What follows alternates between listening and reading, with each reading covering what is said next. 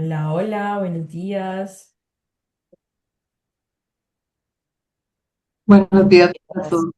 Buen Buenos día. días. Buenos días, buenos días. Buenos días. Buenos días, buenos ¿Están días. listos para seguir con estas semanas de impulso? Bueno, a veces es de desimpulso también, de perspectiva. Desimpulso, deberíamos de llamar claridad estratégica en vez de impulso estratégico después de estas sesiones. Creo que está mejor ese nombre. Yo nada más para decirles, yo me voy a quedar un ratito aquí, pero después se queda Dani y Álvaro aquí con ustedes, que yo tengo que ir a otra reunión, pero bueno, que sepan que también para los de interpretación en inglés, que sepan que hay interpretación simultánea y también ahorita voy a compartir en el chat el enlace donde pueden encontrar la presentación en inglés para que puedan seguir las slides de donde estamos en inglés. Y en el mismo folder voy a compartir, por si no ve la pantalla de Álvaro atrás, ahí van a estar las dos presentaciones en español y en inglés. Entonces, ahí encuentran todo en su carpeta del día. Entonces, bueno, sin más, Álvaro, te pasamos la palabra para que continuemos. Hoy es un seguimiento de lo que vimos el lunes en temas de hoja de ruta y de claridad estratégica. Sí, perfecto. Bueno, hola a todos, qué bueno verlos de nuevo. Ya como que siento que los conozco, entonces como una familia esto. Vamos a profundizar, como estaba diciendo Raquel, en lo que vimos el lunes. A partir de las preguntas que surgieron, la diversidad de perfiles y de estados, proyectos que tienen entre todos ustedes. Me esforcé preparando esta sesión y traté de hacer algo mucho más práctico, que lo puedan llevar que ojalá puedan terminar la sesión con una visual clara y que puedan tener un mini mapa de la situación de su proyecto. A Creo que una map de las of the cosas situation. más complejas I es think one of the el most diagnóstico. difficult things is doing a diagnosis. Sometimes it's sort of like going to to a doctor. You go to a doctor to get a diagnosis, right? So they can give you like a prescription. A diagnosis can be catastrophic, and that's Veces el autodiagnóstico que tenemos es un poco distorsionado. Entonces, el programa de región plateada luego también va a terminar. Ustedes van a seguir por sí solos y creo que es fundamental que puedan tener su propia hoja de ruta más allá de las hojas de rutas que les propongan todas las organizaciones o personas con las que colaboren. Eh, entonces, ¿sí? Solo antes de irme, quería agregar que justamente con esto que estás compartiendo, y a lo mejor lo vas a mencionar al final, pero para decirles que justamente con Kiltro hemos estado hablando de esta alianza y este como gran regalo que les vamos a dar a ustedes por ser parte del programa, que va a haber una sesión uno a uno con todas las empresas y bueno, uno a uno de este diagnóstico, digamos, inicial y obviamente pues después del diagnóstico hay etapas que se pueden seguir y eso también está abierto para que ustedes pues puedan conversar con Kiltro y si ven que los pueden apoyar, ellos sería ya como independiente del programa, pero digamos que esa primer conexión y esa primer como de una forma personalizada, por ahí estoy ya coordinándome yo con el equipo de Kiltro y les vamos a dar más información, pero va a ser en el transcurso de 2 semanas, casi terminando para que no se distraigan, pero pues que también puedan tomar como decisiones informadas también y que puedan continuar si quieren este seguimiento con Kiltro acabando el programa. Entonces, nada más anuncio y ahora sí te lo paso otra vez. Perfecto, muchas gracias, Raquel. Entonces, bueno, como le iba diciendo, el objetivo de hoy es y traté de reformular un poco lo que tenía preparado en base a la situación de ustedes y quiero que ojalá puedan irse con una mejor visual de la situación. Si es que alguien esto lo hace reforzar la idea que ya tenía sobre su propia situación, buenísimo, mejor que mejor, tenían razón, pero hay una alta probabilidad de que no. Entonces, por favor, traten de sacarle provecho a esta instancia y les pido que traten de tomar un lápiz y un papel, porque vamos a ir viendo diferentes elementos y sería bueno que vayan haciéndose como su pequeña tablita de clasificación. ¿vale? Eso al final del día les va a ayudar a tener una visual. Hoy tenemos 1 hora y media, entonces tampoco puedo hacer magia, pero también lo que puedan ustedes de alguna manera visualizar hoy sobre cuál es su situación, lo pueden corroborar o lo pueden revisar en las sesiones 1 a 1 de las que estaba hablando Raquel, que tengamos con posterioridad y ahí ya podremos entrar en detalles de, bueno, el diagnóstico, cuáles son las acciones más adecuadas puntualmente. Que como les decía la otra vez, la mayoría de los casos la respuesta de un gran depende. Entonces, para entrar en materia, la idea es que voy a retomar algunas de las cosas que se hablaron ayer y voy a introducir algunas cosas nuevas. Las cosas que voy a retomar las voy a tratar de poner en una perspectiva que sea un poco más aterrizada y digerible. Lo de ayer creo que fue un poco más teórico, era necesario dar ese contexto teórico, pero ahora voy a ir a cuestiones como prácticas de estados. Entonces, lo vamos a dividir en tres, porque esta hoja de ruta, que yo ayer hacía la comparación con un juego de video un poco, me gusta siempre esa comparación. Entonces, tenemos que saber quiénes somos. Acá eso es la brújula. ¿Quién soy? ¿Qué juego estoy jugando? Entonces, es como, no es lo mismo, yo decía, estar jugando Mario Bros. O estar jugando el juego de avioncito en el que te muere y vuelve al inicio. Cada juego tiene sus características y todo, entonces tenemos que saber bien quién soy, qué juego estoy jugando, y luego si estoy jugando el juego, así como casi siguiendo la metáfora, qué personaje del juego soy, ¿no? Y eso es un cuestionamiento profundo que suele no estar lo suficientemente claro para que se tomen las decisiones adecuadas. Luego el odómetro, que tiene que ver con la etapa. Entonces ya en esta lógica de Mario Bros. Es como en qué etapa estoy, en qué mundo estoy del juego. Porque si no creo que estoy jugando la etapa, una etapa en la que no estoy. Y el tanque de gasolina, que es como con qué recursos tengo. O sea, siguiendo la metáfora del juego de video, es diferente si tú me dices, mira, estoy jugando este juego, estoy en tal etapa y me quedan 2 vidas. Ah, me quedan 10 vidas. Como diferente lo que podemos hacer en este caso, técnicamente eso se llama el runway, y es como cuánto dinero les queda, o también lo vamos a asimilar a lo que tiene que ver con el deadline, cuál es su fecha de muerte. Todos tienen una fecha de muerte que se va a dar por diferentes razones. Los que estén en etapas iniciales, la fecha de muerte lo más probable es que sea bastante corta y evidente.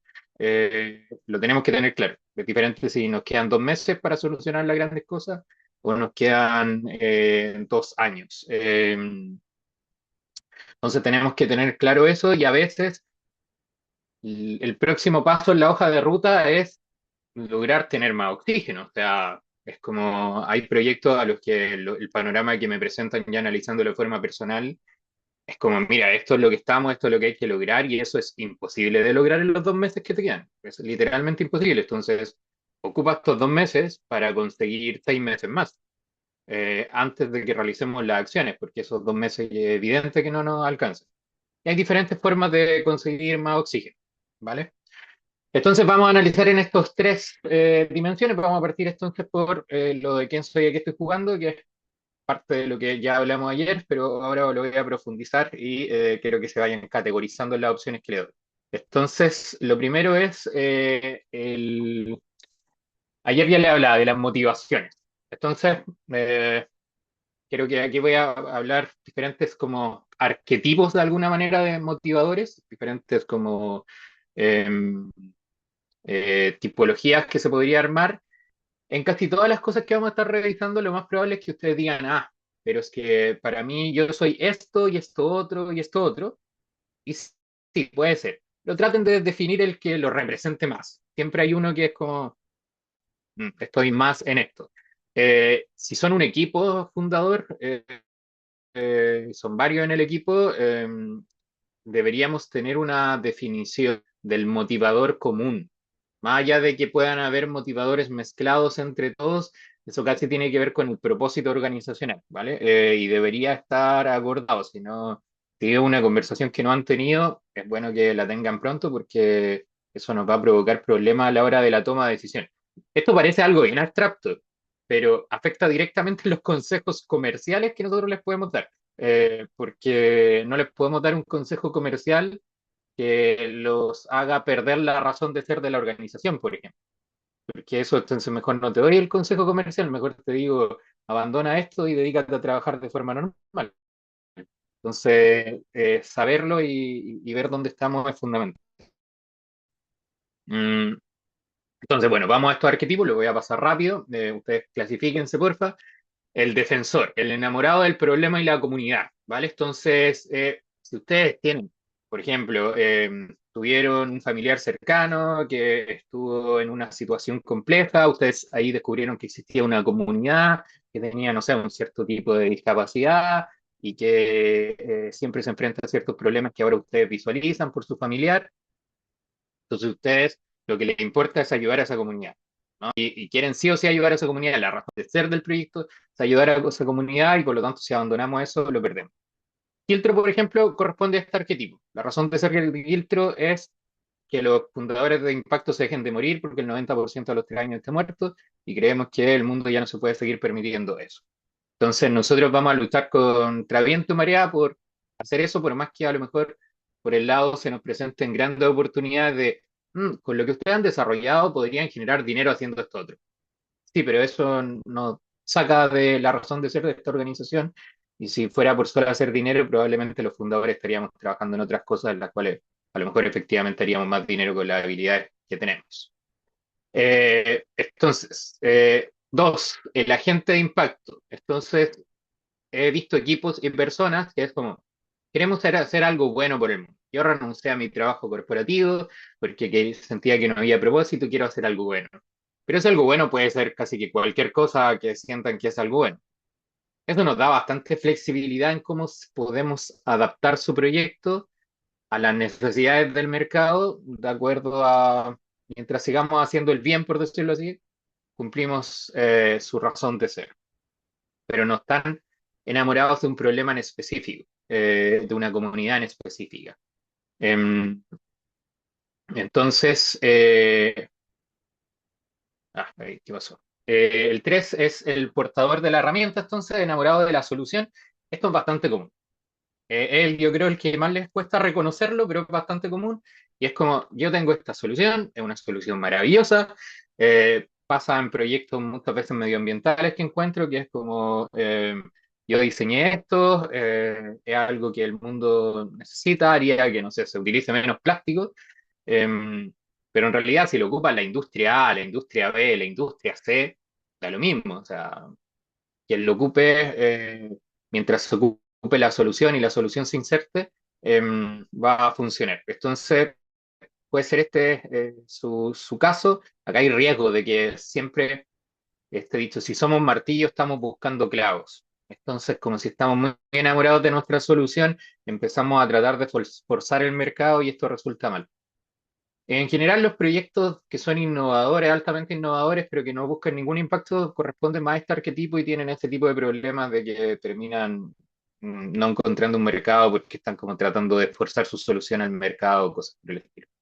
Pero es un arquetipo válido, tiene sus pros y sus contras, sus riesgos. El buscador de libertad, entonces es como lo comentaba ayer, si alguno de ustedes está haciendo esto porque quiere más flexibilidad, trabajar menos, más tiempo para estar con su familia, eso es una opción y deberíamos tratar de tomar decisiones estratégicas que nos acerquen a eso y no que nos alejen. Y el constructor, que es enamorado del desafío, ¿no? Esto de que te gusta emprender, te gusta todo lo que da esa adrenalina de estar resolviendo algo, esa adrenalina de poder morir en el camino, esa adrenalina de todo lo que significa emprender. Yo en forma personal, más allá de que Quiltro corresponde al primer arquetipo, creo que tengo bastante de este arquetipo. A veces digo que soy emprendedópata, así porque como realmente me gusta el desafío de estar armando cosas. Entonces, lo que quiero igual es que lleguen a algo que puedan responderlo de estos 6 como, como equipo fundador. Eh, Porque, por ejemplo, en Quiltro todos respondemos como Quiltro al arquetipo uno, pero uno de mis socios responde más al buscador de libertad, eh, y otra a el agente de impacto. Em, entonces, pero como Quiltro y ya algo que está más que conversado, respondemos al arquetipo 1 y desde ahí tomamos decisiones. Y filtramos oportunidades. Entonces, eso, lo siguiente, naturaleza de la iniciativa. Ya, y esto es un tema súper importante y de hecho lo acoté de forma muy específica porque vi el lunes que surgieron preguntas y también revisando toda la lista de los proyectos que hay en este programa, hay una diversidad muy grande. Y entonces es,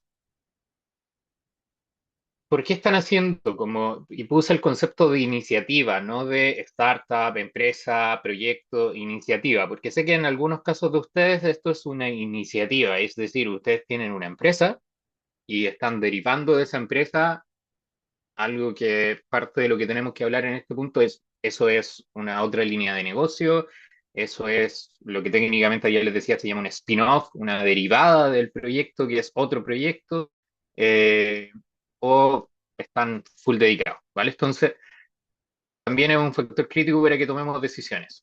Entonces, la opción A, que es el proyecto matriz, que está en full focus, este es el proyecto, esto es lo que hace el proyecto, no tienen nada más, no hay otra organización, no están como con diferentes productos y que yo vendo esto, pero también tengo esta otra línea, ¿no? Están full focus. Opción A. Opción B, que sean un spin-off. Alguien ayer por las preguntas que hacía parece que es un spin-off, que es como, tengo una organización, tengo una empresa, que a lo mejor ya es medianamente rentable, veo que la tecnología que desarrollé, que la solución que desarrollé, que los procesos que desarrollé, que las máquinas que tengo, sirven para hacer otra cosa. O pueden atender a otro público también. Sí, en realidad ese es el caso en donde se dan los spin-offs. Eh, y eh, entonces digo, bueno, ya tengo esta otra empresa ya está estabilizada, saco este otro proyecto. Es completamente válido, pero por favor aquí la máxima advertencia es no lo hagan si la primera organización o lo primero que están haciendo, por decirlo así, no está lo suficientemente estabilizado. Eh, Prácticamente esto todo es como casos generales, ¿vale? Es totalmente discutible esto, pero en mi experiencia y lo que he visto de organizaciones que logran objetivos y las organizaciones que mueren en el camino, la mayor probabilidad de que resulte un spin-off es que tenga la capacidad de tener un equipo prácticamente dedicado a eso, que pueden ser los mismos fundadores del proyecto original, que ahora dejan a otro equipo haciéndose cargo del proyecto original y se van a dedicar a este, o hay otro equipo que contratan a veces para el segundo proyecto, pero no tiene sentido que saquemos un spin-off de si nuestra empresa original todavía no tiene rentabilidad, no tiene forma, no tiene claridad, necesita mucho de nosotros. Eso es poner en peligro lo que teníamos y lo que queremos hacer nuevo. No tiene sentido. Bueno, y la nueva línea de negocio, y que aquí está más en corto ahí lo que dice, porque voy a hacer subpuntos de la nueva línea de negocio, y que parece que es el caso de varios más, por lo que he hablado por las preguntas que me han hecho en otras instancias, que es como ya tienen una línea de negocio que funciona y quieren hacer una nueva línea de negocio que a veces eso es atacar otro segmento de clientes o a veces viene de yo ya estoy atendiendo X segmento de clientes, les vendo el producto, el servicio A y me doy cuenta que siempre me preguntan o no tienen cómo resolver que podría ser un servicio o producto B. Entonces digo, yo voy a darles el producto B, una nueva línea de negocio. O también tengo el producto A y estoy dando al segmento A y ahora me doy cuenta o creo que podría servir el segmento B.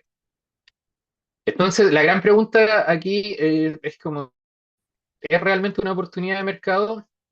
Y aquí voy a hacer como unas subcategorías, que si alguien entonces está en esto de que está desarrollando una nueva línea de negocio, por favor, autocategoricen en la opción C, subopción 1, 2 o 3. Y aquí sería la expansión por oportunidad. Entonces, la línea de negocio original ya tiene ingresos predecibles, procesos y un equipo que la opera con autonomía. Entonces, perfecto, es el caso ideal para hacerlo. Y vemos esta otra oportunidad, entonces encapsulamos lo nuevo, ¿vale? Acá lo importante, tanto en un spin-off radicalmente importante, pero también en una línea de negocio también es importante, es lograr separar las cosas, tanto las capacidades que necesita ese proyecto, los presupuestos para ese proyecto y las conclusiones, porque algo que veo muy comúnmente y es uno de los mayores peligros, primero, lanzarse a hacer una nueva línea de negocio sin necesitar hacer una nueva línea de negocio. O sea, la primera línea de negocio todavía tiene mucho margen de explotación, todavía no necesita, todavía hay que seguirla desarrollando. Nos lan-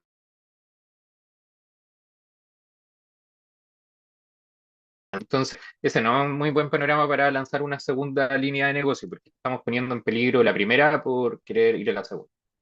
Y lo segundo es que incluso en casos en donde se dan un contexto adecuado, es no encapsular los segundos. O sea, tenemos que verlo como una iniciativa aparte que tiene que empezar a tener sus conversaciones aparte, sus tiempos aparte, porque si no empezamos, eso de verdad lo veo muy seguido, es a confundir conclusiones, a confundir aprendizajes de mercado, a confundir procesos. Empiezo incluso a dañar lo que tenía de antes porque de repente aprendí cosas para la línea nueva y digo, la línea nueva necesita este proceso que yo antes mi proceso comercial lo hacía, no sé, que la gente llamara a no sé dónde o mi proceso productivo lo hacía de tal forma y ahora, porque desarrollé eso y me parece que es maravilloso, voy y lo implemento en la línea que tenía de antes. Y a lo mejor ahí estoy forzando y puedo estar a perder todo lo que tenía antes por lo que tenía nuevo. Entonces, ¿cómo? Son cosas diferentes, que pueden compartir cosas. La lógica, o sea, es una línea de negocio, no es un spin-off cuando van a compartir cosas. Pueden compartir tu capacidad operativa, a ambos les va a entregar el mismo producto, pero diferentes segmentos. Pueden compartir el segmento, pueden compartir tu canal de adquisición incluso, porque a lo mejor tú haces publicidad y te llegan muchos clientes y de repente te diste cuenta que está en tu calificación dejando de lado a una gran cantidad de clientes que te llegaban y que efectivamente lo que tú tenías para ofrecer no era adecuado para ellos, entonces los tenías que dejar de lado y ahora, bueno, quiero empezar a aprovecharlo y voy a ofrecerle esto otro. Entonces ahí la línea de negocio puede compartir incluso el canal de adquisición. Lo normal es que si estamos haciendo una nueva línea de negocio es porque algo hay compartido, si no ya es, como decía, un spin-off, ¿vale? Pero no hay que forzarlo. Entonces, el segundo caso, que es pivote o iteración, que es la línea anterior chocó con una muralla y ha validado que el mercado no responde lo que esperaba y entonces está haciendo esta nueva línea de negocio porque la primera como te decepcionó, no estás logrando lo que necesitas lograr o lo que quieres lograr y ir por otro lado. Esto es súper válido, pero acá hay que sincerarnos, si este es el caso. Porque lo que veo constantemente es que hacemos una segunda línea de negocio con este contexto, pero no asumimos que entonces estamos... Esto significa básicamente dar por perdido la primera línea de negocios, como estoy haciendo una segunda, no para tener una segunda, es porque es una iteración y ahora voy a ir con la segunda y esta va a ser mi principal foco, y entonces ya debería dejar de lado lo que estaba haciendo antes.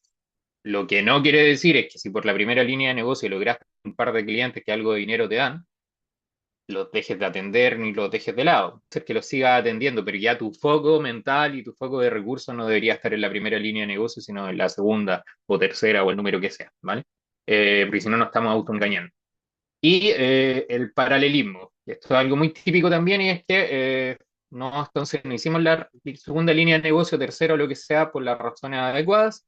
Estamos simplemente abriendo nuevas líneas de negocio sin que las anteriores estén consolidadas y empezamos a dividir la capacidad ejecutora, los recursos económicos, nuestras cabezas, nuestros tiempos, sin que exista un contexto real que empuje a esto. Aumentamos básicamente nuestro riesgo de muerte. O sea, es como que estamos librando dos batallas en lugar de una cuando apenas estábamos logrando librar la primera batalla. Eso no, probablemente no va a funcionar bien. Puede ser que sí, pero esto es un juego de probabilidades, todo lo que le estoy hablando tiene que ver con probabilidades. La probabilidad de que eso resulte es baja. Entonces, mi recomendación, no lo hagan tampoco. Esto también pasa cuando lo veo en otro contexto que les puede servir para algunos también, que es el internacionalizarse apresuradamente. Que es como, empiezo a abrir un segundo país cuando no tengo estable el primero, no tengo explotado bien el primero, me queda mucho margen de mercado en el primero. ¿Por qué abro un segundo país? Eso es solamente hacerse la vida más difícil, dividir como el esfuerzo. Las razones para internacionalizarse es porque el mercado te empezó a quedar pequeño, básicamente. Eh, y claro, a lo mejor no tengo que esperar al momento en donde choco con la muralla del mercado y me quedo pequeño para internacionalizarme, pero tampoco tan anticipadamente cuando ni siquiera he logrado ver cómo explotar realmente el mercado original. Vale, ¿algunas dudas hasta aquí? ¿Tiene sentido? ¿Ya se han podido autoclasificar? ¿Sí? No, todo bien. Vale. Si alguna de las cosas que estamos hablando les parece novia, buenísimo. Ya las tenían claras, pero quiero que le vayan haciendo check a esto, por favor. Entonces, ya, el nivel de innovación. También aquí hablamos de esto un poco ayer, pero en términos técnicos, y creo que esta es una de las cosas que es difícil de entender. Entonces, aquí también voy a hacer el mayor esfuerzo posible, pero ojalá les pueda captar. ¿Qué es lo que dije al inicio? Muchos fundadores confunden crear algo diferente o con innovar en mercado. Entonces, ayer alguien dio el ejemplo de su proyecto y que habían hecho entonces este suplemento, este producto, esta proteína, si no me equivoco, era con, a base de insectos. Entonces, otra persona me podría decir, no, yo hice un software que no sé qué, con una inteligencia artificial. O sea, podemos caer en decir, esto es alta innovación porque el producto es mm, sorprendentemente como novedoso, ¿vale? Entonces, la innovación en un contexto desde el que estamos hablando, que es para introducir cosas al mercado, no tiene que ver con la novedad de lo que hemos desarrollado, tiene que ver con cómo se inserta en el mercado, qué tan innovador es en lo que soluciona en el mercado. Porque si no pasa que, por ejemplo, si ustedes entran a la página de el MIT, de la Universidad, ¿no?, del Massachusetts Institute, eh, van a ver tecnologías que son de nivel de ciencia ficción. Una vez vi que habían desarrollado una capa de invisibilidad. Una capa de invisibilidad, eso es una locura, ¿no? No sé qué tan bien funcionaba, pero esa era la noticia. Eh, entonces, ¿eso es alta innovación? No, eso es una tecnología sorprendente, todo lo que queramos, pero no está inserta en el mercado. Probablemente a lo mejor ni tiene mercado. Seguramente es demasiada cara de hacer y nadie la va a comprar, porque, o los militares tal vez, no sé. Bueno, pero entonces la innovación tiene que ver con lo que estamos solucionando en el mercado. Entonces, vamos a clasificar y quiero que vean su nivel de innovación. En innovación incremental. El mercado existe, el presupuesto está asignado y el comportamiento del cliente es el mismo de siempre y tú ofreces una propuesta de valor mejorada.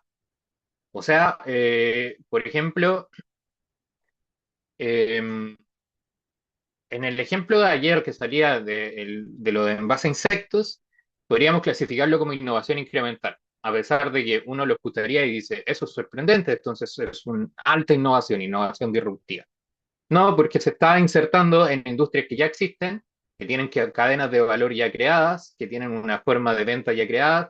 O sea, tú lo único que vas a hacer es decirle, reemplaza esto por esto, porque lo mío te ofrece un valor agregado, que es, soy más barato, te doy más tiempo de vida a tus productos, te doy que ahora tienen una propiedad que antes no tenían y por lo tanto van a tener una mayor receptividad por ser parte de tus clientes. Eh, pero no nos estamos inventando la rueda en cuanto a la industria, estamos haciendo que la industria cambie un atributo solamente, una partecita de lo que está haciendo, ¿vale? Entonces, ¿cuál es el problema y por qué a veces caemos en que creemos que estamos haciendo alta innovación cuando en realidad estamos haciendo innovación incremental? Porque no tenemos idea en qué mercado nos estamos insertando o no tenemos idea en qué mercado esto podría tener sentido y por eso entonces creemos que no estamos haciendo innovación incremental. El momento en que el proyecto va a tener un sentido económico y va a dejar de ser algo que podría ser que esté en la página del MIT, es el momento en que sabemos en qué industria se va a insertar, en a qué le vamos a solucionar un problema, y ahí vamos a poder entonces medir el real grado de innovación, ¿vale? Y entonces esto es súper decisivo, porque ayer creo que ya lo decía también, si tu proyecto tiene características, tienes que conocer al revés y al derecho de esta industria. Si no lo haces, anda y conversa con la gente de la industria, anda, no solamente con los clientes, que sí también, pero antes incluso que los clientes, si no lo has hecho, anda y conversa con todo el que sepa de esa industria más que tú, con todo el que haya trabajado ahí, que sea todos los pros, que la gente más destacada, que sepa todo lo que tú no sepas para que te informen de los problemas, te informen de qué es lo que está pasando realmente. O el caso ideal para hacer este tipo de innovación y los casos en donde veo que resultan mejor las cosas es alguien que, no sé, venía de la industria de la minería, había trabajado 20 años en la industria minera, había pasado por diferentes cargos, vio una y otra vez sus proveedores, que los proveedores no le solucionaban tal problema, y va y hace una empresa para solucionar el problema que él mismo del otro lado vio que tenía. La innovación incremental ideal, desde un principio esa persona sabe cómo se está insertando, dónde se está insertando. ¿Cuál es el gran problema que veo muy seguido? Que los fundadores se insertan en industrias de las cuales no tienen ninguna idea, o sea, como no la conocen en lo absoluto. Puede pasar, si es así, asumámoslo, pero lo primero que tenemos que hacer entonces es hablar con gente que sí sepa lo que nosotros no. Entonces, nivel 2, innovación adyacente o de nicho. Entonces, toma una decisión una solución que ya está probada en una industria o mercado y la llevas entonces a un segmento de cliente que estaba desatendido. Entonces, a lo mejor ustedes están haciendo algo que ya existe. Acá un ejemplo de innovación adyacente, uno de los primeros grandes ejemplos en la historia de lo que se conoce como emprendimiento de impacto, y es lo que hizo Mohamed Yunus con la banca ética en India originalmente y después se ha expandido al mundo. Y es que básicamente los bancos no le daban crédito a la gente de más bajos recursos, que creían que ahí no había un negocio, que no iban a pagar y etcétera, etcétera. Y él se cansó de tratar de convencer a los bancos de que sí les dieran crédito y entonces hizo su propio banco, pero hecho para darles crédito. Estaba haciendo una innovación adyacente o de nicho. Entonces, no se estaba reinventando los bancos. Él hizo un banco con ciertas características, todo lo que uno quiera, pero no inventó la rueda, solo lo llevó a otro nicho. Esto requería adaptaciones y todo, pero eh, es súper importante si estamos aquí que lo sepamos, porque a veces entonces nos ponemos más creativos de lo que deberíamos poner. Y aquí la creatividad tiene que estar en comprender muy bien el segmento al que lo estamos llevando, sus características, sus necesidades, sus particularidades, sus diferenciadores con el segmento en donde normalmente la solución se entrega y hacer las adaptaciones necesarias ahí. La creatividad tiene que estar enfocada en estas adaptaciones, no en cosas que, que no requiere la novedad del segmento, o sea, no innovar más de lo requerido. ¿Vale? Nivel 3 entonces, innovación arquitectónico de modelos. Entonces, y, el problema existe, el cliente también, pero cambia radicalmente cómo se entrega o cobra la solución. Entonces, aquí un ejemplo práctico que es, en lugar de vender un panel solar, que es caro, que es a lo mejor un modelo tradicional, tú le instalas gratis a todo el mundo paneles solares y después les cobras mensualmente por la energía que generaron esos paneles solares. Eso sería este tipo de innovación. Entonces, existe el modelo de negocio y existe la solución, existen gente que quiere paneles solares porque le está subiendo el costo de la energía, porque viven por diferentes razones. Todo ese mercado existe una industria atendiendo ese mercado, esa gente que quiere eso, solo que nosotros vamos y lo hacemos de una manera diferente, porque decimos, hay parte de esas personas que no están dando el paso porque no tienen para hacer la inversión inicial, ¿vale? Y nos vamos a quedar con ese nicho de mercado. Eso no es este tipo de innovación y entonces también tenemos que estar concentrados en el segmento, no deberíamos inventarnos la rueda. Y luego un nivel 4, que es la innovación radical y disruptiva. Entonces, esto es lo que como que todo el mundo quiere estar, como que parece, wow, estoy haciendo innovación radical o disruptiva. La verdad es que pocos lo están realmente y la verdad es que ojalá no lo estés, porque hacer esto es muy difícil. El nivel de riesgo es muy, muy, muy, muy alto. Entonces, aquí es una solución a un problema latente. Nadie la estaba atacando, no existe una industria, no existe un mercado con anterioridad. eh, y entonces, a lo mejor, ustedes saben más de este tema que yo, así que a lo mejor me pueden discutir el ejemplo, pero aquí me inventé un ejemplo de diseñar una plataforma que capacita a adultos mayores y los conecta con empresas para realizar micro tareas corporativas digitales. Entonces, si no existía de antes empresas contratando a personas mayores, que a lo mejor ustedes me dicen, sí, sí, sí existe. Ya, bueno, pero por ejemplo, imaginemos que no. Si no existían ese mercado, entonces estás creando mercado. No existen otros tratando de insertar adultos mayores, estás creando industria. No existe una forma de adaptar o capacitar o mediar entre las personas mayores y las necesidades para que brinden su servicio de buena manera o puedan hacer algo. Entonces estás innovando la solución. O sea, este es el caso en donde básicamente te tienes que inventar todo. Eh, y acá el riesgo es muy alto, porque hay factores de riesgo por todos lados.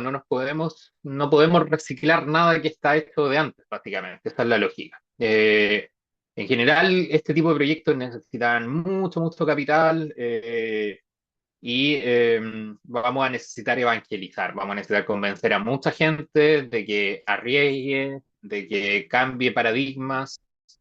eh, entonces el riesgo es muy, muy alto. Normalmente si uno logra hacer un proyecto exitoso de este tipo, claro, aquí es donde le das con, eh, le gana la lotería, ¿no? Acá es donde va a crear una empresa que probablemente tiene muchísimo valor de mercado. Pero tampoco necesariamente es tan bueno ser el primero.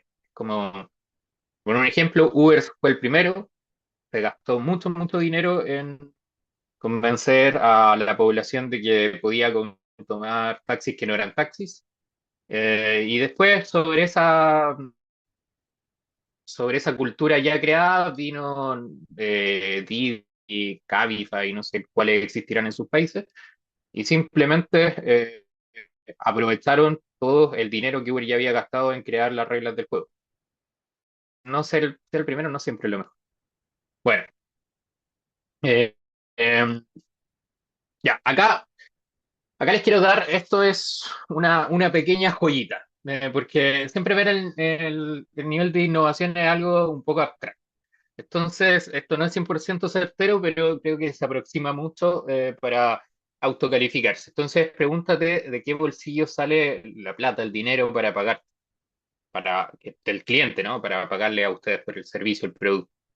Entonces, si sale del mismo bolsillo con el que pagan a la competencia, están en nivel uno. Eh, si sale del bolsillo de un cliente que antes no podía permitirse comprar en esa categoría, están en nivel 2. Si sale de un bolsillo distinto, o sea, por ejemplo, están vendiendo a empresas y antes lo pagaba finanzas y ahora lo paga o infraestructura, y antes lo paga recursos, ahora lo paga recursos humanos, están en nivel 3. Y si el cliente tiene que inventarse un bolsillo nuevo, porque jamás había gastado en algo así, están en nivel 4. Ejemplo, en nivel 4 lo que ha pasado en los últimos años con inteligencia artificial. En la mayoría de las empresas no existía un presupuesto para inteligencia artificial. Se tuvieron que inventar un presupuesto. Eh, la mayoría de ustedes tuvo que estar en nivel 4 y creo que es algo bueno, por lo que les decía antes. Vale. ¿Dudas hasta aquí? ¿Comentarios? Rosa. Álvaro, buenos días. Consulta, ¿podemos estar entre uno y otro?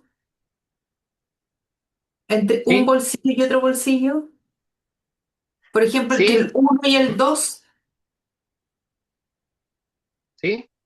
A ver, esto porque no es ciencia sabe, exacta, pero pero Pero porque claro, lo más probable es que yo sospecharía primero, o sea, necesitamos analizar el caso.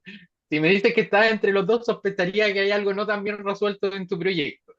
No, sí, claramente, no, sí, eso está súper claro, pero de lo que he ido siguiéndote entre ayer y hoy día, podría ser como entre un 1,5, así como nuevas personas, pero también de las que ya le pagan a la competencia.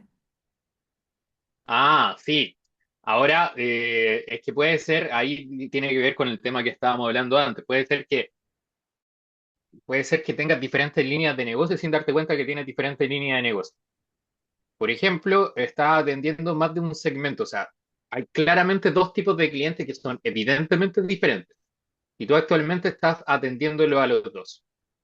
Podríamos fácilmente decir que entonces estás desarrollando dos líneas de negocio en paralelo.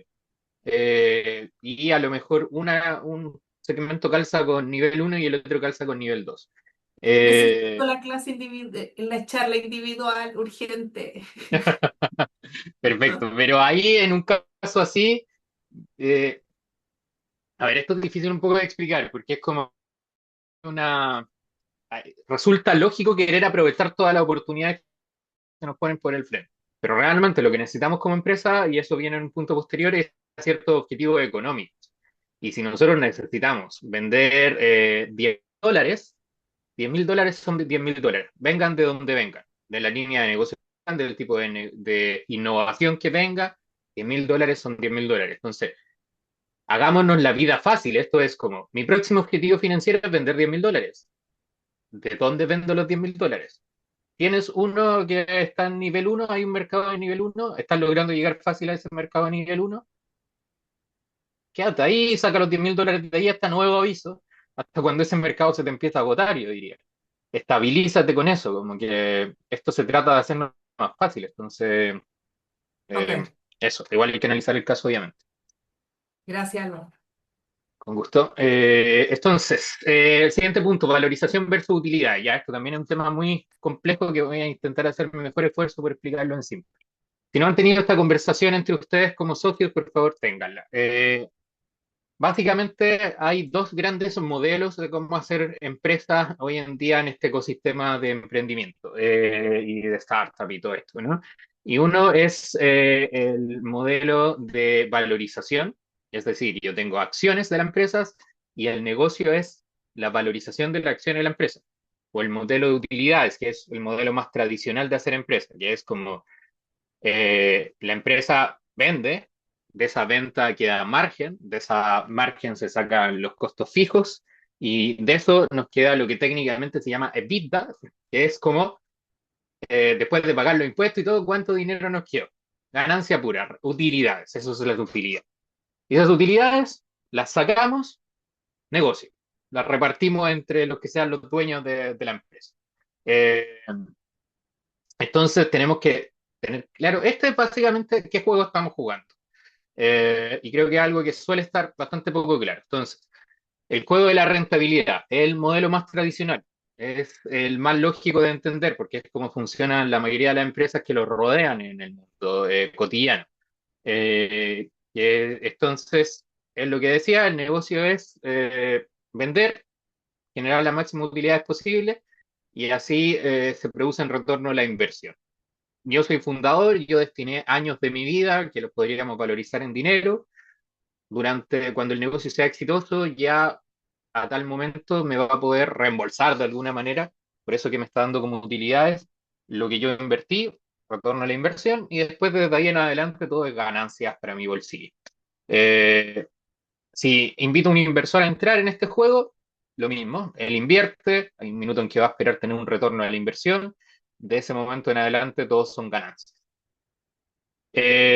Normalmente aquí el crecimiento es más lento, es más orgánico, es más sostenible. Aquí vamos a tratar de tener una deuda razonable, pedirle dinero al banco cuando sea posible, manejar todas nuestras finanzas de una manera muy coherente, porque al final del día, si a la empresa le va bien, económicamente bien, es a nosotros nos va bien.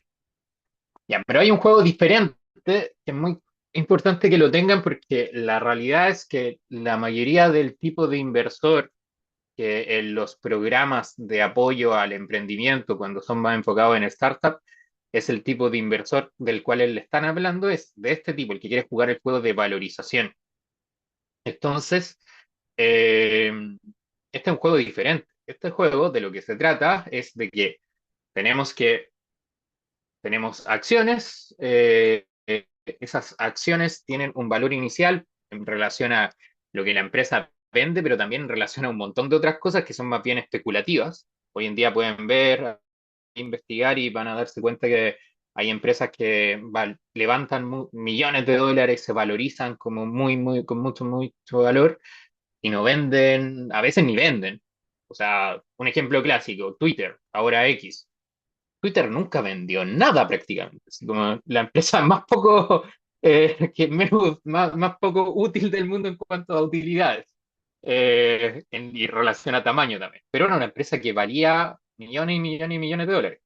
¿Por qué? Por la especulación de que tenían tantos usuarios de que en algún momento iban a encontrar cómo darle valor. O alguien que le diera valor. Eso sucedió. Elon Musk dijo, a mí me sirven esos usuarios aunque no paguen nada.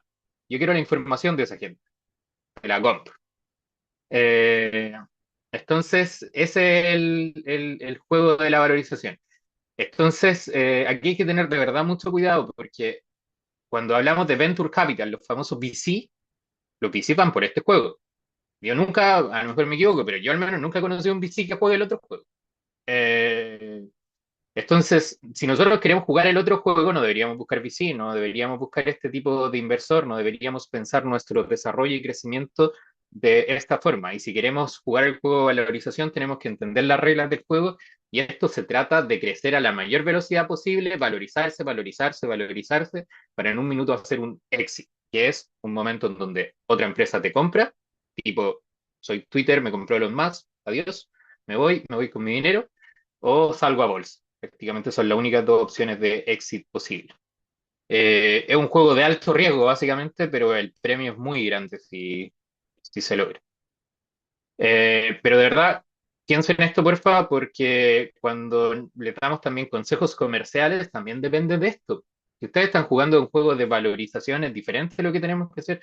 De hecho, ahora estoy viendo con un proyecto que justamente estábamos en esta decisión, necesitaban levantar inversión y es como lo que tenemos que prometer, lo que acá después se trata de quemar caja, acá hay que gastar dinero muy rápidamente, no a tonterías, pero muy rápidamente para crecer lo más rápido posible, porque tenemos que generar indicadores de valorización. No, todavía no vendo lo suficiente, todavía no soy rentable, la gente me conoce, tengo usuarios que no me pagan, pero tengo un montón de usuarios. Indicador que puede ser para valorizarse eventualmente. Vale, entonces ahora lo siguiente. Dudas hasta acá. Este es un temazo que de verdad traté de resumirlo mucho. Ya, espero que si no hay dudas es porque esto se entendió y si no han tenido esta conversación entre ustedes, por favor tengan. Esto tiene que estar claro, qué juego están jugando. Y no se metan tampoco entonces a programas que les van a presentar Venture Capital si no quieren jugar ese juego. Eh, mm, luego, ya, el odómetro. Entonces, ¿qué operativa estoy? Esto recoge mucho de lo que ya hablamos ayer. Ya, y acá también esto lo puse exclusivamente, específicamente porque ayer hicieron algunas preguntas que tienen que ver con esto. Entonces, eh, acá tiene que ver el mercado versus la ejecución. Alguien ayer preguntó que si somos una empresa, si soy una empresa, tengo una empresa más tradicional, entonces aplicaría como la misma hoja de ruta. Y en cierto sentido sí, pero la empresa más innovadora y que además quiere crecer rápido. De hecho, en la presentación de hoy no voy a ocupar el concepto de startup, porque creo que ayer lo utilicé y tal vez puede confundir, porque dependiendo del contexto se ocupa para cosas diferentes. Pero de hecho, la startup, la que fuera startup como por definir, el arquetipo de startup, que es altamente innovadora, potencial de crecimiento acelerado, va por el juego de valorización, ese es el arquetipo de startup. Eh, tiene que jugar tiene que librar dos batallas. La batalla del mercado y luego de que ganó la batalla del mercado, la batalla de la ejecución. Un proyecto más tradicional entra prácticamente directo a la batalla de la ejecución. Si hay más innovación, a lo mejor igual tienen que liberar un poco de batalla del mercado. A más innovación, más peligrosa la batalla del mercado. ¿A qué me refiero con batalla del mercado? el riesgo del mercado y que si están haciendo algo como muy innovador, siempre hay mucho riesgo de que nadie lo quiera. Alguien ayer decía de que, bueno, había tratado de venderle su producto a tal industria y se había dado cuenta de que no se lo compraban, había ido hasta otra y había intentado venderlo ahí, hasta que llegó una que parece que se lo compró. Es algo que veo muy típicamente. Y a veces entre eso vendemos algo, pero muy poco, nos damos cuenta que entonces esa industria no es la industria que nos va a comprar, sino que tuvimos unos compradores aislados. Entonces siempre está el riesgo de que estemos desarrollando algo que a nosotros nos parece fabuloso, nos parece que le va a cambiar la vida a muchas personas, pero luego esas personas dicen, no, yo no lo quiero. ¿Por qué? Les voy a contar un ejemplo de un proyecto con el que trabajé hace un par de años de Argentina. Habían construido un edificio accesible para personas mayores, con todas las características que una persona mayor necesita para que todavía tiene un mínimo grado de autonomía y que necesita para desenvolverse en su cotidiano. Y cuando yo los conocí, ese proyecto, si no mal no recuerdo, tenía 15 unidades, es decir, 15 apartamentos. No habían vendido ni uno. Eh, y habían hecho muchas acciones comerciales, habían gastado mucho dinero. Y entonces, ¿qué es lo que nos dimos cuenta en los 2 primeros meses trabajando con ellos? Es que el cliente de esas unidades eran personas mayores que todavía tenían un cierto grado de autonomía, a las cuales su vivienda habitual ya les quedaba como desajustada, ¿no? No podían desenvolverse bien por las características arquitectónicas de ese lugar. Que nos dimos cuenta que ese grupo en particular no se quiere mover de sus casas ni aunque lo estén arrastrando. Entonces, su mercado, ese alguien que le iba a comprar, no existía. Eso nos dimos cuenta. Y había un edificio construido para ellos y no existía. Eh, entonces, el riesgo de que ese tipo de cosas pasen cuando estamos haciendo algo que es nuevo en el mercado, por decirlo de forma simple, es muy alto. Y es la primera batalla que tenemos que librar. Ese proyecto perfectamente podría haber descubierto eso antes de construir el edificio. No era necesario construir el edificio para descubrir eso. Pero bueno, lo habían hecho al revés, que es lo más común. Pero hay que asumir costo hundido de los que le hablaba ayer. Y ya, ya tomamos algunas decisiones que no eran ideales, bueno, no nos podemos quedar defendiendo esas malas decisiones. Tenemos que asumirlas y volver atrás y tratar de descubrir por qué las cosas no están funcionando y asumir lo que el mercado nos está diciendo. En ese caso, para darle un contexto más alegre, descubrimos que no existía ese grupo, pero que existía un cierto grupo que igual sí había una necesidad de adaptación. Al final no había que construir edificios, hay que adaptar las casas. Y surge otro modelo de negocio. Eh, y el riesgo de la ejecución. Este es el que se enfrenta directamente a una empresa más tradicional, ¿no? Que es como si yo voy a hacer una cadena de pastelerías. Eh, no hay duda de que existen clientes para las pastelerías. O sea, no es algo que tengo que cuestionarme. Entonces, ¿cuál es el mayor riesgo? El riesgo de la ejecución, es decir, de que sea capaz de operar ese negocio, de que haya escogido un buen lugar, de que sea capaz de manejar las herramientas de marketing normales, de que sea capaz de competir básicamente en el mercado que ya existe. Ese es el riesgo. Si están haciendo algo muy innovador, tienen el primer riesgo, es la primera batalla a librar, y si ya superan esa batalla, tienen este segundo riesgo, porque por más que hayamos esto, que hayan clientes reales allá afuera, eso no quiere decir que vamos a ser exitosos en ser capaz de pelear la batalla por tener a esos clientes. Eh, entonces, si estamos haciendo algo más tradicional, puede ser que lo primero lo pasemos más rápido, o si es muy, muy tradicional, como el ejemplo que estoy dando de una pastelería, entramos directamente aquí. Y cuando entramos en la ejecución es el momento de invertir, es el momento que es algo que voy a tocar en puntos posteriores, el momento en donde deberíamos asumir los mayores riesgos. En lo anterior, ojalá no sumamos tanto riesgo, porque es como el ejemplo que les di es el mejor. Eso, no había ninguna necesidad de asumir el riesgo de construir un edificio para darnos cuenta de lo que se dieron cuenta. Eh, en general, no veo proyectos que han construido un edificio, pero bueno, igual se han gastado miles de dólares en desarrollar cosas y años de su vida. Mayram, Sí, yo estoy muy desanimado con todo el cariño que te digo, porque según lo que acabo de escuchar, me debería dedicar a vender papas fritas o, no sé, hamburguesas en la calle, porque bajo todos los aspectos es malo. Bajo todo esto, entonces esto es malo y bajo esto es malo. Claro, Entonces, Byron, para eso estamos acá, para sentirnos mal entre nosotros, para hacernos, para apapacharnos entre nosotros, para eso venimos. entonces es algo como que uno lo tiene muy claro porque más o menos ya lo tiene una experiencia atrás. O sea, eso ya lo pasa. Pero no sé, yo acabo de sentir, dije, estoy deprimida porque hay sol en este país, así que no creo que esté tan deprimida.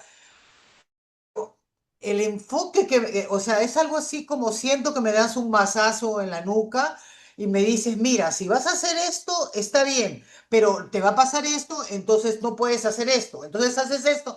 Y es un poco como que, yo lo decía la primera vez cuando yo estaba con los chicos, es como un jeque en su nuevo harén. Sabes qué tienes que hacer, pero no sabes por dónde empezar. Entonces es el tema de que el conocimiento que nos das es sumamente, extraordinariamente valioso, pero creo que tienes que tener un poquito de misericordia y piedad en saber que muchos de, Piedad, nos- piedad. muchos de nosotros estamos en ese mundo. Estoy en el startup o me cambio para acá. No, me voy para acá, pero algo, danos luces, danos un poquito de hurras, levántanos el ánimo. bueno, primero que nada, el gran hurra que les daría es que terminen lo que terminen sus proyectos. El de haber desarrollado este camino, o sea, normalmente la gente paga, por ejemplo, por hacer un MBA, un máster en administración de empresas y una serie de cosas, pagan por eso. Ustedes les aseguro que van a llegar a un nivel muy superior a la mayoría de los MBA y no pagaron por hacerlo. Entonces, yo siento que el aprendizaje que te deja una experiencia así a nivel profesional, pero de vida, es gigantesco y es muy bueno y te hace también asumir el confrontar la incertidumbre que es la vida misma, porque queremos siempre hacer como que vivimos en un contexto muy de baja incertidumbre, cuando en realidad igual mañana nos cae un meteorito en la cabeza y nos morimos todos. Es una realidad, hay una incertidumbre constante, ¿no? Pasó con la pandemia, así algo inimaginable. Entonces, esto es gestionar la incertidumbre. De hecho, gestionar la innovación, una vez leí una definición que me gustó mucho que decía, gestionar la innovación es gestionar el riesgo, gestionar la incertidumbre. Entonces hay que aprender a no vendarnos y creer que no estamos en un contexto de incertidumbre, sino asumirlo y aprender a gestionar la incertidumbre, a maniobrar en esa incertidumbre. Y bueno, cuando tengamos espacio uno a uno, ahí sí intento poner más almohadas antes de dar el golpe cuando se necesite. Pero la verdad, el caso ideal es el que le puedo dar el golpe sin tener que ponerle ninguna almohada porque vamos a avanzar más rápido. Pero sé que no todos los casos son así, solo que ahora estoy tratando de hacer un esfuerzo por darles la mayor cantidad de información posible y lo más importante es que se autodiagnostiquen, porque no todo es para todos. Están, son contextos muy diferentes los que hay entre ustedes, tanto en etapas, tipos de organización, de todo.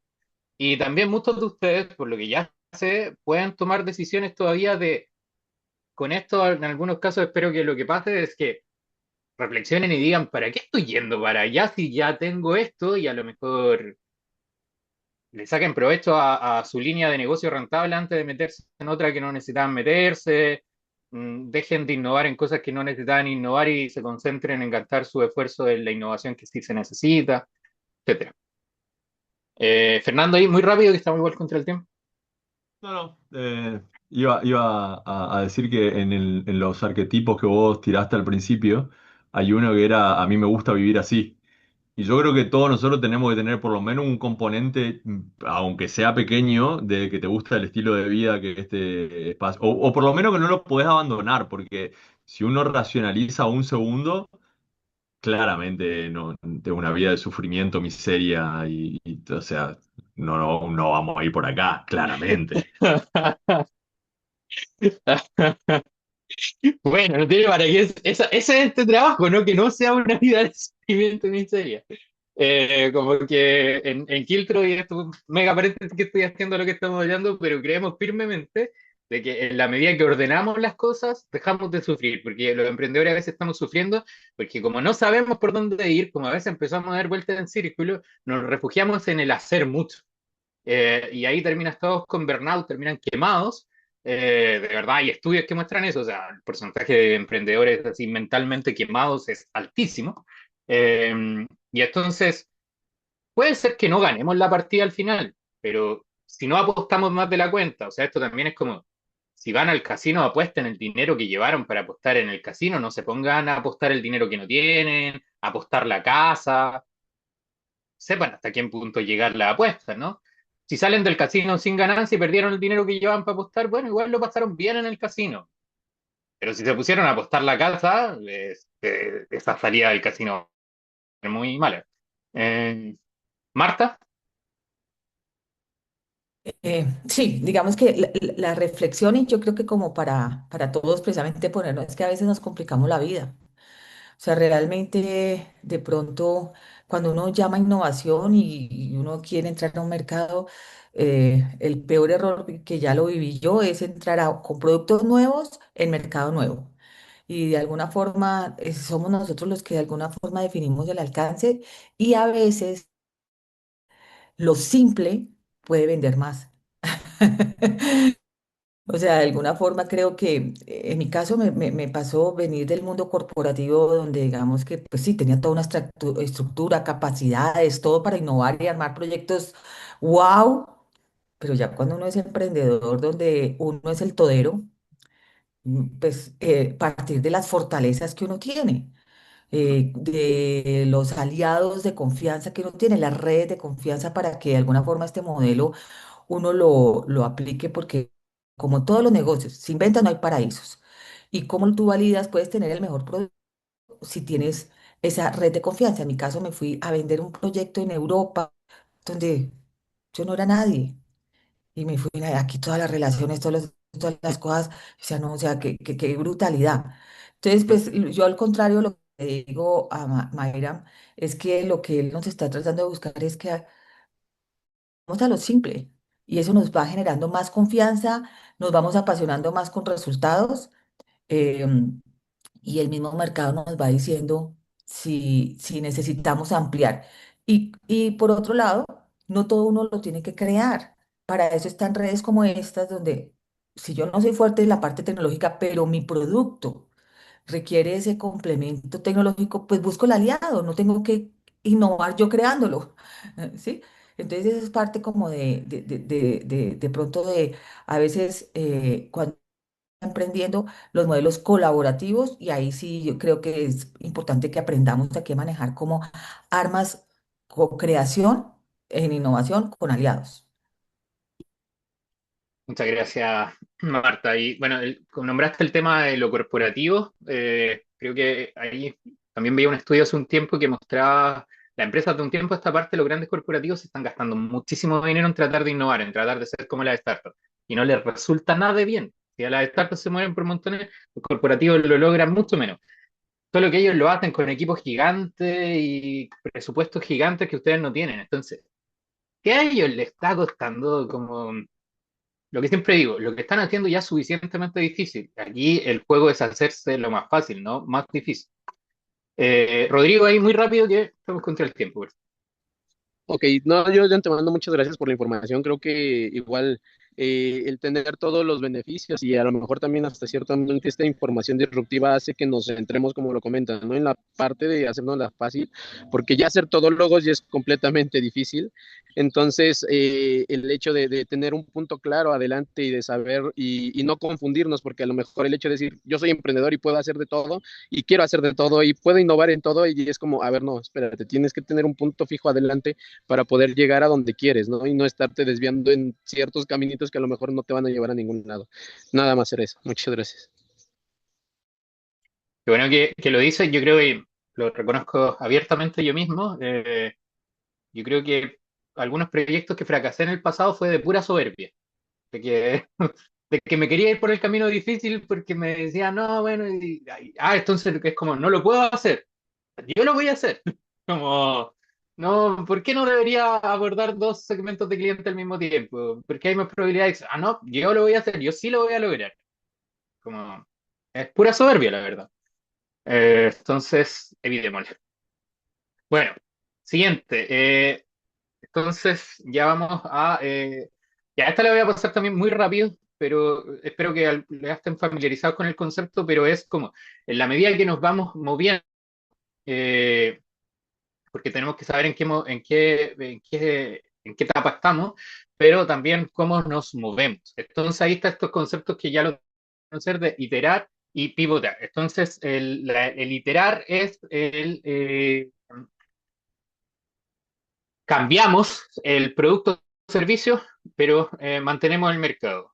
En el ejemplo que le estaba dando del edificio, había un mercado que se visualizaba, nos dimos cuenta que la solución no era adecuada para ese mercado, pero descubrimos que el mercado sí existía, el mercado no existía para esa solución, pero el mercado sí existía, o sea, había a algunas personas con un dolor.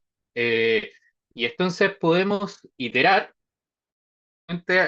a una versión de nuestro producto o servicio con algunos pequeños cambios o incluso algo radicalmente diferente, como podía ser ese caso de dejar de construir edificios y empezar a adaptarle las casas que ya tenían, por ejemplo. Entonces, cuando empezamos a chocar con la muralla, cuando nos damos cuenta, cuando el mercado nos muestra que algo no es como nosotros creíamos, una opción es iterar, ¿vale? Eh, acá después, estas presentaciones ustedes las tienen, pueden leer ahí todos los textos, yo no me voy a detener tanto aquí. La otra opción es pivotar, ¿no? Que es lo que teníamos, cambiamos de mercado. Entonces alguien decía, ya yo vendía esto y me di cuenta que esta industria que yo creía que lo iba a querer, en realidad no lo quería, y fui a esta otra hasta que llegué a una que parece que sí lo quiere. Eso es pivotar, ¿vale? Entonces, esas son como los movimientos. En la metáfora del juego de video, ¿qué movimientos hace tu personaje? Puede pivotar o puede iterar. Y también, bueno, puede salirse del juego. Esa también creo que siempre es una opción sana que a veces olvidamos.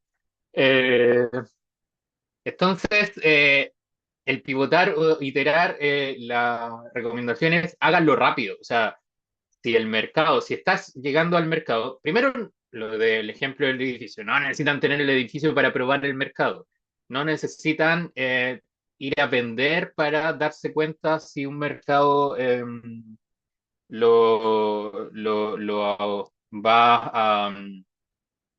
a asumir.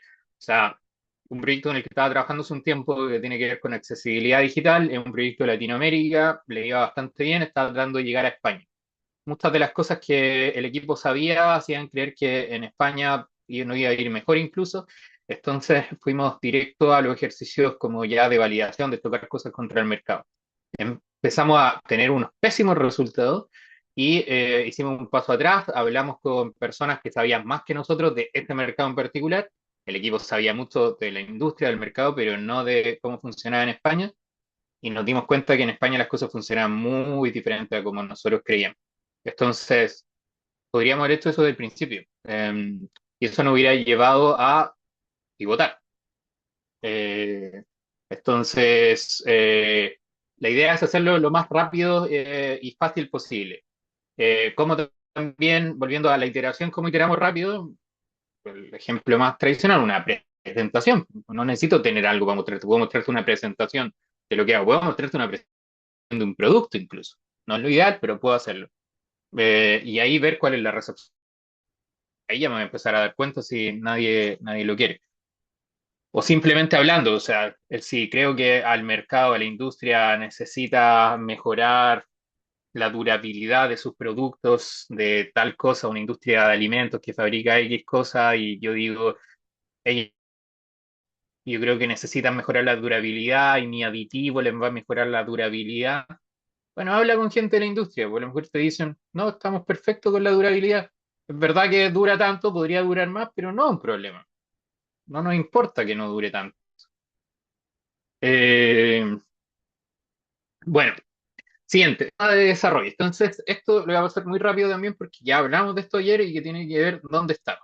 Entonces, ahora lo voy a resumir aún más en como tres partes y que sería, entonces, la referencia a lo primero, lo que aquí está como reconocimiento o ayer, perdón, ayer lo vimos como reconocimiento del cliente y validación de solución.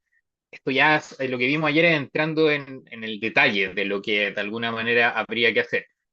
Y luego voy a también acá sumar, poner junto lo que es puesta en operación y estabilización, que es el momento en donde empezamos como a tratar de explotar algo, y lo que es crecimiento. Eh, un proyecto más, la pastelería va a entrar directo a la puesta en operación. Se salta, básicamente. Un proyecto que no es tan innovador, pero igual sí es innovador y hay cierto riesgo, y a lo mejor además está el riesgo de que nosotros creemos que no es tan innovador, pero en realidad también pasa que ninguno del equipo fundador tiene tanta experiencia en la industria que se está tratando de insertar. Bueno, sí, probablemente hay más riesgo y a lo mejor podemos pasar esta parte más rápido, la parte inicial, pero no la deberíamos omitir. Estamos ya, pusimos una puesta en operación, construimos un edificio, estamos incluso, nosotros creemos en estabilización, estamos poniendo procesos, tenemos todo un equipo de ventas, estamos haciendo campañas constantes y no estamos vendiendo muy poco, hay que poner un poco de freno y volver a las etapas iniciales, algo como el ejemplo del edificio, algo de base probablemente, hemos entendido mal de por qué no nos están dando los resultados que creemos que deberían dar esos esfuerzos que estamos haciendo. Y en la etapa de crecimiento, que lo voy a pasar rápido también, es si alguien está realmente en etapa de crecimiento, es al que más le va a servir las primeras capacitaciones que hicimos sobre proceso comercial. Ahí el hueso, procesos, eh, estructura organizacional, workflow, el flujo de trabajo, cadenas de suministros, estructura de costo, una serie de cosas que van a hacer que mejoremos la rentabilidad, básicamente. Es como, tengo un negocio, pero necesito crecer, necesito hacer más rentable. Bueno, entonces, para que se sigan catalogando, acá lo resumí, que sería etapa de exploración, que serían las dos primeras etapas, y es como todavía estamos realmente buscando a nuestros clientes, a lo mejor incluso hemos tenido ventas, pero ventas medias sueltas. Hace poco estaba con un proyecto que ya había vendido como $150.000, o sea, había vendido bastante, pero eran puros clientes sueltos, o sea, no había repetibilidad en eso. Entonces, todavía estaba realmente en una fase de exploración, pese a que los números generales podía parecer que no, que ya estaba más avanzado. La etapa de exploración, que sería la puesta en operación y la estabilización, y entonces buscamos la replicabilidad, ya tenemos un producto y ya estamos tratando entonces de explotarlo. Aquí tenemos, que estamos en esta etapa realmente, es el momento de dejar de jugar como equipo de barrio, el momento de asumir posiciones, el momento a lo mejor de contratar a la gente que necesitamos para que hagan cosas que nosotros somos malos haciendo, etc. Y ya en la etapa de crecimiento, ya aquí lo que importa es la rentabilidad. O si están en un juego de valorización, lo que importa aquí ya deberíamos estar en como la segunda ronda de valorización, la segunda ronda de levantamiento de capital, poniendo en juego realmente el lograr o no los objetivos que queríamos. Eh, entonces, eh, acá un poco muy rápido, pero así como para saber el nivel de innovación, la recomendación era un poco hablar de quién nos compraba, de dónde salía el dinero. Acá para hablar de en qué etapa realmente estamos es como la facturación, de dónde viene. A lo mejor el ejemplo que está dando, tenemos un alto monto de facturación, pero pocos clientes. Hay una probabilidad que no estemos tan validados como podemos creer. Muchos clientes, pero baja facturación, muchos clientes de alta facturación, entonces estamos en el caso ideal. Eh, o puede ser que casi no tengamos clientes también, o que directamente estamos en una etapa de desarrollo y entonces asumimos que estamos en una etapa de desarrollo, lo sabemos, estamos en una etapa inicial. Eh, ¿Dudas hasta acá? ¿Sí? ¿Se entiende? Perfecto. Y entonces, lo último, que yo les decía haciendo el símil entonces a al juego de video. Lo primero era como casi que con qué personaje entonces estamos jugando, y luego era en qué etapa estamos jugando, lo que acabamos de ver, y esto es cuántas vidas tenemos, ¿no? Entonces, con qué recursos contamos. Esto lo tenemos que saber muy bien. Yo cuando conozco un proyecto, una de las cosas que suelo preguntar al inicio es, ¿cuál es tu deadline? Y a veces la respuesta no está clara. Es algo que deberíamos tener claro, o sea, ¿cuánto tiempo de vida nos queda? A menos que estemos en una etapa mm, ya de estabilización, casi saliendo de la estabilización, o que estemos en una etapa de crecimiento, lo normal es que tengamos un deadline y que sea relativamente apretado.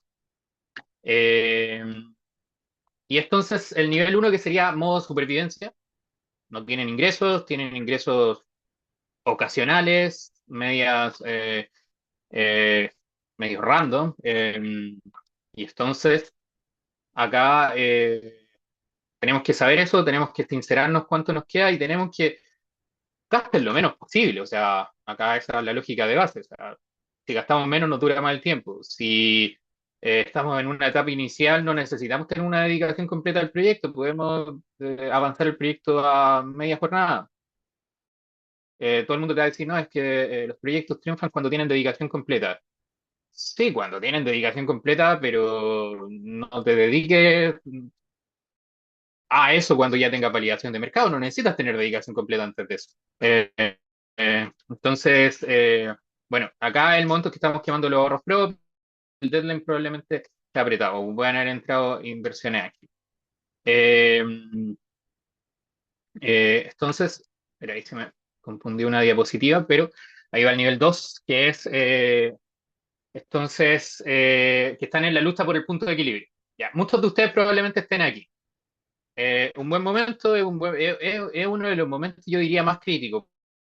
Un momento en donde sí, entonces estamos en esta, ya tenemos un modelo de negocio, ya tenemos un cliente, ya creemos que tenemos un nivel de validación relevante, estamos pudiendo a lo mejor medio que vivir de esto, estamos pudiendo a lo mejor pagar un equipo, pero todavía no llegamos a punto de equilibrio completo, que es el momento en donde igualamos ingresos con egresos. Entonces ese tiene que ser el objetivo, llegar a punto de equilibrio, hagámonos la vida fácil para llegar a punto de equilibrio lo antes posible. Aquí eso sí, ojo con que hay un punto de equilibrio funcional, que es el que me dice la mayoría, que viene de, somos tres socios, tenemos contratadas a dos personas, esas dos personas les pagamos bastante poco y nosotros nos pagamos con lo que necesitamos, nos alcanza mínimo para vivir. Pero eso es como un cuarto de lo que sería nuestro valor de mercado como profesional. Bueno, sí, es un equilibrio, ¿verdad? Un punto de equilibrio funcional, porque si llegamos a ese punto de equilibrio, vamos a poder seguir alargando la apuesta, pero no un punto de equilibrio real, porque estamos subsidiando la empresa, básicamente. No podríamos crecer con esa estructura de costos. Entonces, es súper importante que si estamos ahí lo tengamos claro, porque punto de equilibrio funcional, yo siempre trato de, bueno, ¿cuál es tu punto de equilibrio funcional? Si igual, caso ideal es lo otro, pero ¿con qué seguimos vivos? Eso es lo que yo quiero saber. Eh, pero tampoco nos podemos autoengañar de que, nuestra empresa es rentable porque producimos de esta forma. A ver, pero ponele lo que deberías pagarle a esa gente en el mercado. Uy, los costos no nos dan. Y entonces, ¿cómo vamos a reproducir esto? Como si hacen un producto. Como los costos de producción nos dan. Es que después vamos a producir en China y vamos a tener economía de escala. Bueno, ya, te puedo creer, tal vez. Em, y el nivel 3, que sería aceleración y crecimiento. Entonces, en donde ya a nivel financiero, acá ya deberían estar en un punto de equilibrio más que funcional, deberían estar en un punto de equilibrio real. Estamos luchando por la rentabilidad, por mejorar los márgenes, por poder producir más barato, por expandir nuestros canales de adquisición. Ojo, ahí es diferente tener otra línea de negocio a tener diferentes canales de adquisición. Los canales de adquisición es como llegan nuestros prospectos. Este es el minuto en donde deberíamos tener todos los canales de adquisición que podamos, que den un costo-beneficio favorable, y de esa forma poder tener la mayor cantidad de clientes que podamos. Vamos a empezar a apostar más en los canales que funcionen más, que sean mejor, más rentables costo-beneficio. El momento en donde realmente el negocio empieza a ser negocio y empezamos a tener problemas de empresa, por decirlo así. Eh, y entonces, aquí, sí, para terminar en la parte de cómo tenemos la billetera y es como las vidas que nos quedan para jugar el juego de video, algo que igual me gustaría agregar es el momento de invertir y cómo invertimos. Y para eso es fundamental entonces que sí tengamos claro a qué juego estamos jugando, de valorización o utilidades. Si no lo tenemos claro, es como en un juego de valorización, levantamos la ronda de capital, invertimos fuerte, quemamos plata de forma inteligente, pero quemamos dinero, valorizamos, vamos por la siguiente ronda, tenemos que haber conseguido ciertos resultados, una ronda mayor, vuelta a quemar dinero, etcétera. Estamos haciendo lo que técnicamente se llama bootstrapping, que es como viviendo como podemos, tratando de salir adelante con lo que tenemos, y en la mayoría de la realidad de los proyectos, como que el ecosistema siempre habla del que vive del fondo de inversión. La realidad es que porcentualmente esos son los menos dentro del ecosistema. La realidad es que la mayoría hace y entonces si están haciendo bootstrapping, por favor, cuiden mucho las inversiones. Traten de ver siempre la alternativa para probar hipótesis. Es decir, puedo ir a tratar de saber si este tipo de clientes quiere o le pasa lo que yo creo sin tener ninguna solución. Y la respuesta es sí, intentémoslo. Tengo que poner en juego una solución. ¿Puedo poner en juego la solución? ¿Puedo arrendar un edificio y hacerlo unas adaptaciones para tener una solución que mostrar? Y así decir que tengo una solución y si incluso la vendo, darle una solución, en lugar de haber construido el edificio. ¿Puedo transformar eventualmente lo que normalmente serían costos fijos en costos variables? Porque a lo mejor cuando tengo que brindar mi servicio, tiene que ir parte de mi equipo a dar ese servicio. ¿Hay forma de que les pague a esas personas solamente cuando tengo un cliente y no les tengo un sueldo como parte de mi equipo? Está, es muy posible en la mayoría de los casos variabilizar lo que podría ser, o desde la lógica más simple, debería ser un costo fijo. Entonces, la invitación es a hacer este ejercicio no debería ser por siempre. Hay un momento, cuando estamos en la etapa de crecimiento, hay un momento en que se va a hacer evidente, oye, ya estamos teniendo 100 clientes. En lugar de, cada vez que tenemos, en lugar de comprarle a un tercero este insumo que nosotros necesitamos para nuestro producto, si lo fabricáramos nosotros, quedaríamos con un margen mucho mayor de ganancias. Bueno, pongamos una fábrica. ¿Por qué? Porque ya tenemos la demanda. Pero en un inicio mucho mejor, si pruebas comprándole al que lo produce, tu ganancia es menor, pero no asumen los riesgos de qué hago con la fábrica si esto no resultó. Entonces, lógicas de disminución de riesgos, ir asumiendo riesgos progresivamente en la medida que hay más evidencia de mercado, ¿vale? Y prácticamente todo se puede variabilizar, o sea, yendo a una empresa más tradicional con el ejemplo de la pastelería, ¿podríamos construir una pastelería sin tener costos fijos? Normalmente una pastelería tiene muchos costos fijos.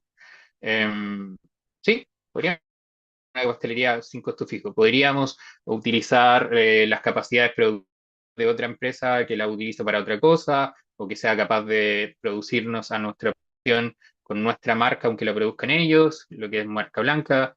Podríamos ocupar capacidades de venta de otras empresas que de una, no sé, una tienda que vende cosas, pero no vende pasteles, y entonces ahora insertamos nuestros pasteles en su tienda en lugar de tener nuestra tienda.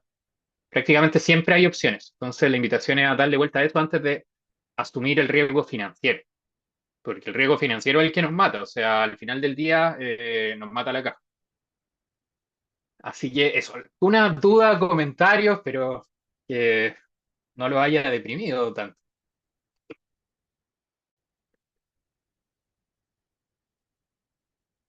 Alguien, algo, sus caras, no sé si es de tristeza, eh, bueno, A nadie le gusta el ahí. baño de realidad, Álvaro. ¿Qué, o sea, qué te pretendes? Tipo, A nadie le gusta. Es mucho mejor vivir en la fantasía y pensar que podemos cambiar el mundo y que vamos a ser millonarios haciéndolo. Pero Mucho Fernando, más yo creo, fácil. oye Y si Fernando, lo pero que nos yo estás creo, acusando es que estamos todos enfermos y somos unos ilusorios y tendríamos que tomar antidepresivos y qué sé yo, quiero que sepas que no sos el primero. oye Fernando, pero no creo que eso que acabas de decir, no estoy, perdón que lo diga, no estoy totalmente de acuerdo, porque los que estamos aquí, pues no es, ya tenemos una edad suficiente como para estar claros de la realidad que nos está diciendo. Álvaro, o sea, realmente estamos claros que estamos aquí, sí, el comentario de Mayram fue, oye, pues es depresivo el asunto, pero es una realidad que vivimos día con día y nos levantamos día con día en sacar adelante nuestros proyectos. Entonces, pues más que un baño de realidad, es una entender por dónde podemos trabajar y sacar adelante el proyecto que tenemos y cuáles son las herramientas que hoy acabo de tener toda una masterclass, gracias, en dónde tengo que evaluarme y qué es donde tengo que ajustar, porque me encuentro en algunas etapas en crecimiento, pero otras tengo que seguir desarrollándome, donde tengo que buscar a Kiltro para que me ayude a hacer mi hoja de ruta, porque tengo que encontrar las diferentes alternativas para poder seguir adelante con el proyecto que hoy creo que cada uno de nosotros tenemos. Entonces, gracias. Y eso era importante, Fer. Creo que No, el sí. baño de realidad es, todos los días lo tenemos. Yo creo que Ricardo, o sea, con todo mi cariño, es cierto, tenemos una masterclass, eso nos cuesta, a pesar que uno puede tener un MBA, déjame decirte que te desasna. Estamos totalmente de acuerdo con eso. Pero sé un Totalmente. poco solidario, pues Ricardo, no seas malo. O sea, estamos con el ánimo abajo porque nos están dando con un mazazo y necesitamos ser solidarios. Es la única cosa que creo que debemos plantear. Estamos acá para ayudarnos, claro que sí, pero yo Total. sentí el golpe, pues nadie me puede decir que no. Todos lo sentimos.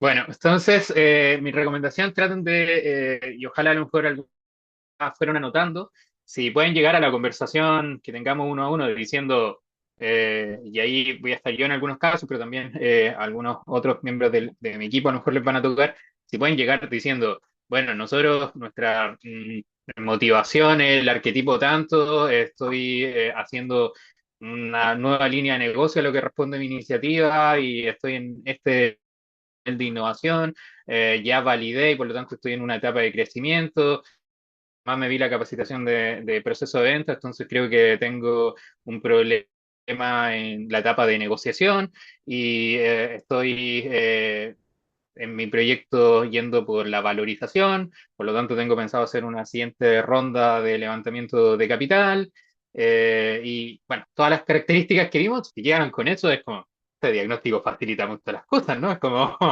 llegarle... Como si, siguiendo la metáfora del médico, si llegas con todo ese trabajo ya hecho al médico, la probabilidad de que diagnostique bien es mucho más alta, ¿vale?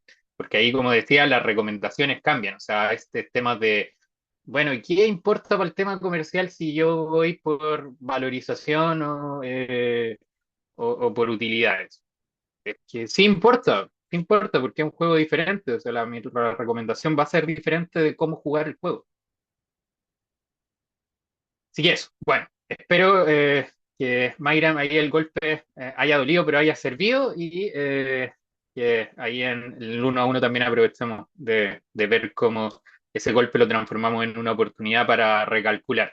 Porque a veces es necesario el golpe, o sea, y esto es lo último que digo, alguna vez trabajando con un proyecto que había dedicado 2 años, muchos recursos personales y muchos fondos que habían logrado levantar por todas partes. eh, la conclusión fue que su proyecto de verdad no iba para ninguna parte. Eso pasa casi nunca, pero en ese caso, de verdad, estaban creyendo que había un mercado que no existía y el golpe fue sumamente duro, pero le ahorró probablemente años de seguir gastando la vida en algo que no iba para ninguna parte.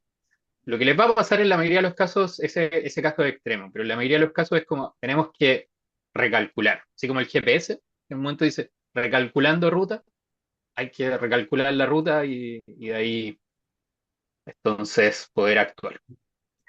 Bueno, eso ahí al equipo de Aura, sí, tal vez creo que ya vamos a las fotos. Sí. Nos tomamos la fotito. Yo nada más llegué a escuchar de golpes y dije, ¿qué pasó? Ya creo que ya estoy entendiendo el contexto. Em, Así que bueno, nos tomamos la fotito y bueno, con Álvaro, como saben, vamos a tener sesiones de seguimiento, que como les dijo, si hacen la tarea va a ser mucho más fácil y también mucho más activo ese diagnóstico, que para que ellos los puedan apoyar y pues ya si ustedes deciden y quieren continuar directamente con ellos, ya tendrán esa conversación de forma personal. Entonces, tú nos dices, Dani, cuando estemos listos, peínense, arréglense Aquí para la ya fotito. estoy tomando la fotico. Espérame un segundo para ver por aquí que más personas prendieron la cámara. Déjeme un momentico, uno, dos, tres. Por aquí voy con una de las pantallas. Y a ver. Corazoncito, los golpes de hoy.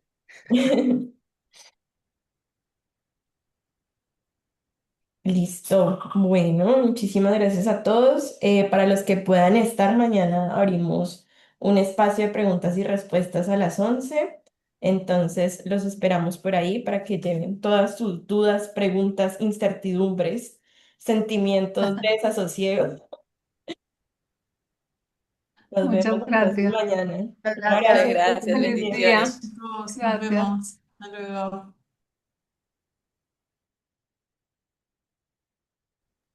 Hasta luego.